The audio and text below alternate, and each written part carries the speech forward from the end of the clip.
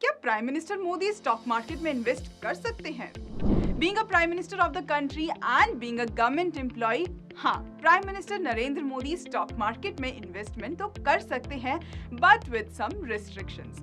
According to Section 16 of the Central Civil Services Rule 35(1), no government servant shall speculate in any stock, share or other investment। मतलब कि कोई भी government employee including prime minister ऐसा कुछ भी नहीं कर सकते हैं जिसमें स्पेकुलेशन या हाई रिस्क इन्वॉल्व हो। इसीलिए गवर्नमेंट एम्प्लॉयज लॉन्ग टर्म तो इन्वेस्ट कर सकते हैं, लेकिन शॉर्ट टर्म ट्रेडिंग नहीं कर सकते। लेकिन ऐसा क्यों? ये रिस्ट्रिक्शंस है क्या? उससे पहले हमें ये समझना जरूरी है कि ट्रेडिंग एंड इन्वेस्टमेंट होता क्या है एंड दोनों में क्या डिफरेंस है। ट्रेडिंग एंड इन्वेस्टमेंट ये दोनों ही टर्म स्टॉक मार्केट में बहुत ही इंपॉर्टेंट रोल प्ले करते हैं। ट्रेडिंग बेसिकली मींस शेयर्स को शॉर्ट टर्म के लिए होल्ड करना एंड प्रॉफिट होते ही उसे सेल कर देना।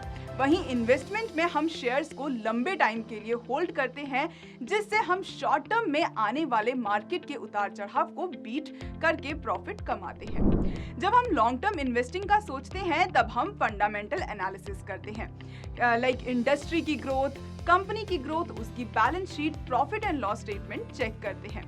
वहीं जब हम इंट्राडे करते हैं तब हम मेनली चार्ट्स और वॉल्यूम के बेसिस पर टेक्निकल एनालिसिस करते हैं, उसके बाद ही हम स्टॉक बाय या सेल करते हैं।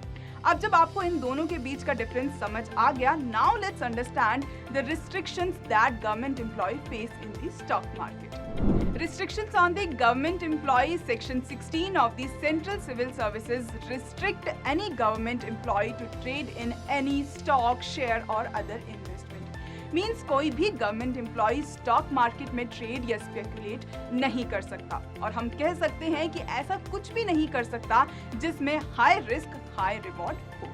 एंड यही रीजन है कि गवर्नमेंट एम्प्लॉय किसी भी स्पेकुलेटिव एक्टिविटी जैसे कि currency trading, commodity trading, FNO equity trading नहीं कर सकते।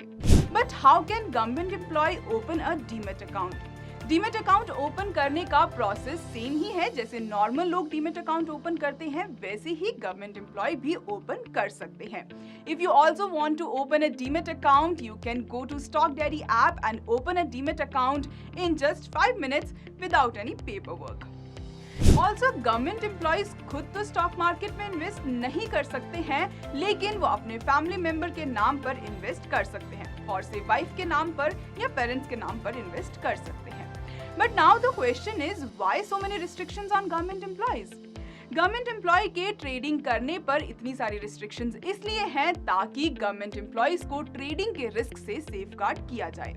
Eight the same time government employ are at position जहां से वो पोजीशन का यूज करके स्टॉक मार्केट से प्रॉफिट कमा सकते हैं, and these regulations are set to ensure कि कोई भी गवर्नमेंट ऑफिशियल अपनी पावर का मिसयूज ना कर सके to gain an unfair advantage while trading.